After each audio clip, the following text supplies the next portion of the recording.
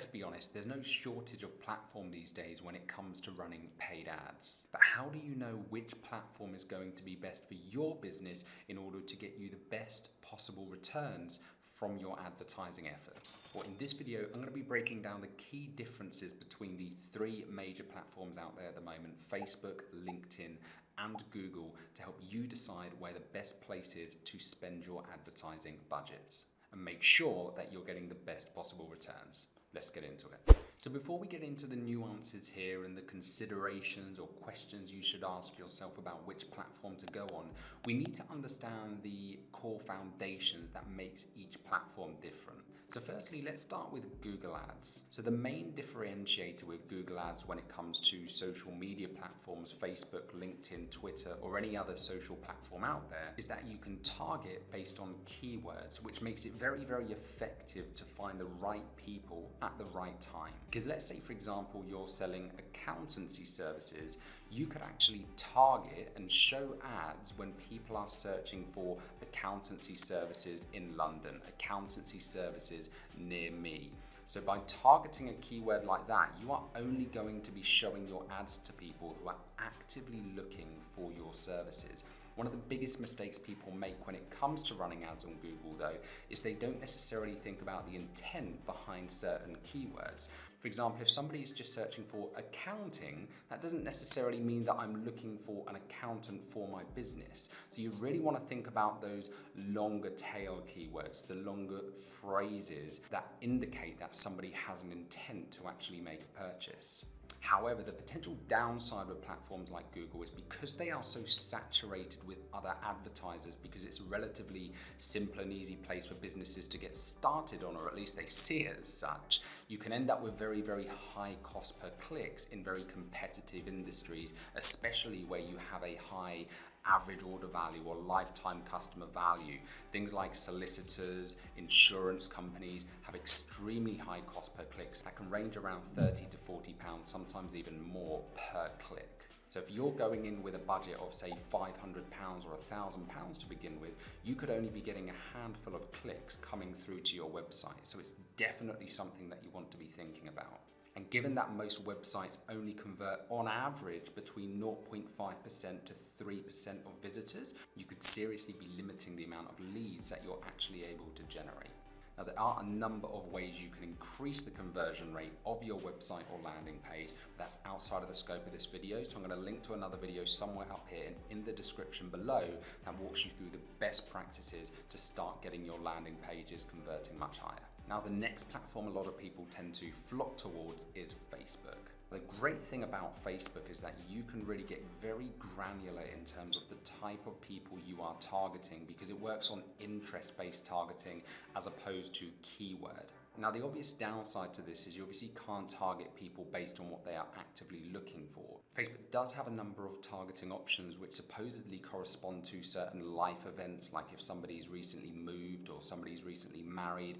However, the quality and the accuracy of that data can vary. A lot of the time, Facebook are using third-party data providers, and sometimes that data is just inaccurate. To help you understand how this works, when Facebook has their targeting criteria, what they're effectively doing is scouring people's profiles and looking at their activities and deciding what buckets or segments to put people into.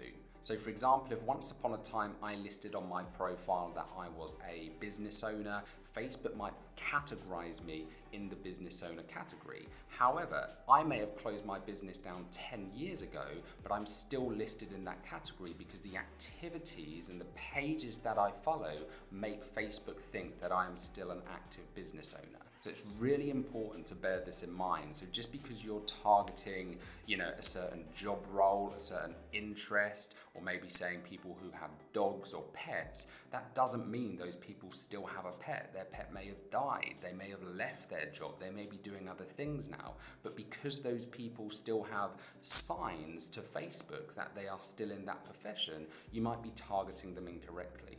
Facebook also measure activities by what pages or links people are clicking on when they're on the Facebook platform. However, the accuracy of this data has gone down even further recently with a lot of the changes that you may have heard of with the latest Apple iOS update, which has basically limited the amount of data that Facebook is able to gain when somebody clicks on a link from their phone, especially if they've opted out of that data collection. However, with a bit of experimentation and testing on Facebook, you can sometimes stack multiple audience and multiple interest segments on top of each other to find very, very profitable campaigns. The other upside to Facebook is that you will generally get much, much cheaper cost per clicks when compared to something like Google keyword targeting in a very competitive industry. Now, coming on to LinkedIn, LinkedIn is still relatively new when it comes to its ad platform. However, there is a unique advantage that LinkedIn has over a lot of the other platforms out there, and that's its ability to target on a very granular level, especially when it comes to business professionals or if you're selling B2B. Because professionals tend to keep their LinkedIn profiles much more updated than they would something like Facebook. For example, some people update their Facebook profile 10 years ago saying that they're in a particular job, and then they forget about that altogether. Whereas with LinkedIn, because it's a professional networking platform, a lot of people treat it like their CV. So when they go into new job positions, new job roles, they will generally keep that updated. So if you are looking to target people based on a specific job title or job role, the targeting on LinkedIn is generally going to be much more accurate than you would find on any other platform like Facebook, for example.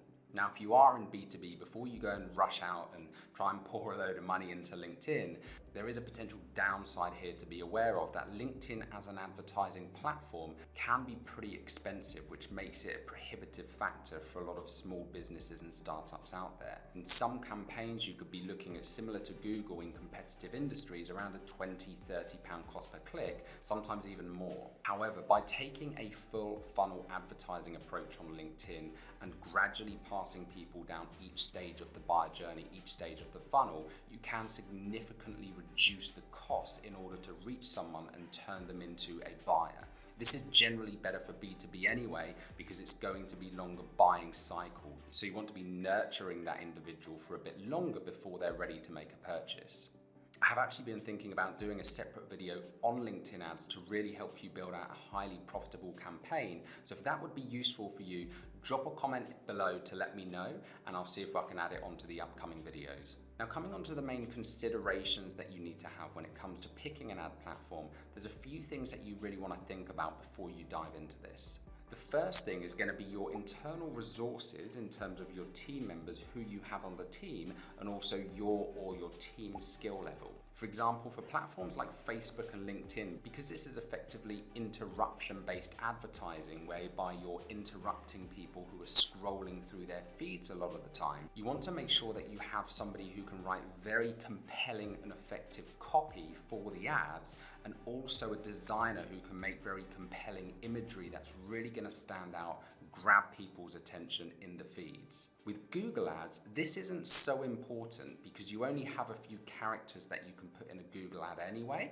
and it's really just about putting the right bid to get to the top position of those Google searches. Now, there's obviously going to be a lot of other factors that come into this, such as the quality of your landing page, but again, I'll cover that in the video that I've linked to in the description below. Now, copy and creative aside, I always say to people as well, when looking at some of the social platforms to advertise on, it's generally a much higher skill level that's involved, and it will generally take a lot more testing to get a campaign really profitable, because as with any advertising campaign out there, it's going to come to a lot of trial and error, testing different images, testing different videos, testing different copy to see what's really resonating with the audience. Whereas again, with Google search campaigns, you don't have that same degree of experimentation that's needed, because you're only limited to that text ad, which is only a few characters short anyway. If you're looking to use Google Ads to advertise on platforms like YouTube, however, that's obviously going to, again, take a further degree of consideration in terms of, do you have, the resources needed to make these videos, to script them in a way that's actually going to stand out and grab people's attention.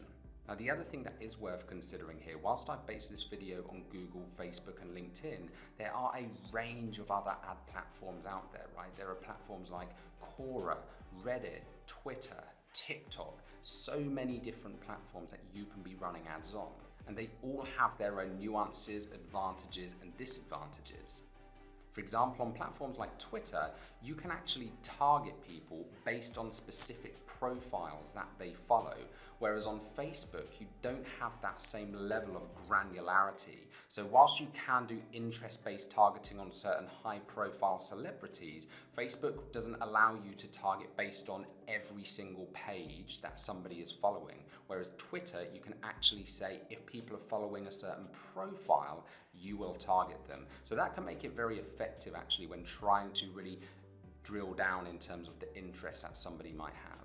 TikTok can also be a great platform for those more spontaneity or desire-based purchases, but the thing you need to consider there is you'll need to have somebody in the team, or maybe yourself, if you have a very good understanding of TikTok as a platform. Because if you try and put an ad in TikTok that feels like an ad, is going to be rejected. The ads that tend to work best on platforms like TikTok are very native ads. It doesn't even feel like you're watching an ad. They're ads that follow the latest trends. So you really need to be aware of that platform and aware of the nuances on there before you dive in and try out platforms like that. Now, another alternative that people very, very often overlook is even doing direct media buying. So for example, if I'm selling toy cars, I could look up all of the toy car blogs, publications, review sites out there and actually ask if they take sponsorship or if they have ad placements on their website and there's any sponsorship opportunities. A lot of the time when you think about the intent of that audience and also the type of audience you're able to reach, it could actually work out to be a very profitable campaign that work much better than any other platforms. So really, when you're starting any of this research, you want to be thinking about what is going to be the most effective place for us to reach our audience within the resources and limitations that we have internally as a company. Now, here's a couple of questions you can ask yourself when deciding which platform to pick out of these. Question number one is, would people actually even be aware of our product or service? For example, if you're selling a brand new product that nobody has ever invented before, nobody even knows about, then Google search campaigns aren't likely to work very well for you because nobody's going to be searching for what you're offering. However, you could potentially advertise a blog that speaks into a particular pain point that your product solves, and then use Google search campaigns to drive traffic and visitors to that particular blog that then educates people and bridges them to your product. Another thing to ask is this a low value or spontaneity based purchase? If it's spontaneity based, again, you'll probably want to look at those platforms like Facebook, like TikTok, where people are just going to make a quick purchase because they've seen something that looks really cool or really awesome, but wouldn't necessarily be searching for. Another thing to ask yourself is, are we targeting or do we need to target very, very specific job roles or job titles, in which case LinkedIn could probably be a better place for you to start just because of the increased accuracy of that data. Now, the caveat to all of this is that if the website or page you are sending people to isn't properly optimized for conversions, or there's a lack of congruency between your website and what they've seen in the ad, you aren't going to be able to get people to convert either way. So if you really want to make the most out of your marketing efforts, I would highly suggest you book onto your free website and marketing review today, where one of our experienced digital strategists will go through your website and send you a 10 to 15 minute video screen share, giving you some practical tips and suggestions to significantly increase the amount of traffic, leads, and sales you are generating from your website. There's also going to be a video coming up after this one that breaks down some of the top conversion rate optimization principles to help you start converting more of those visitors from your paid ads into leads and sales. I'll see you there.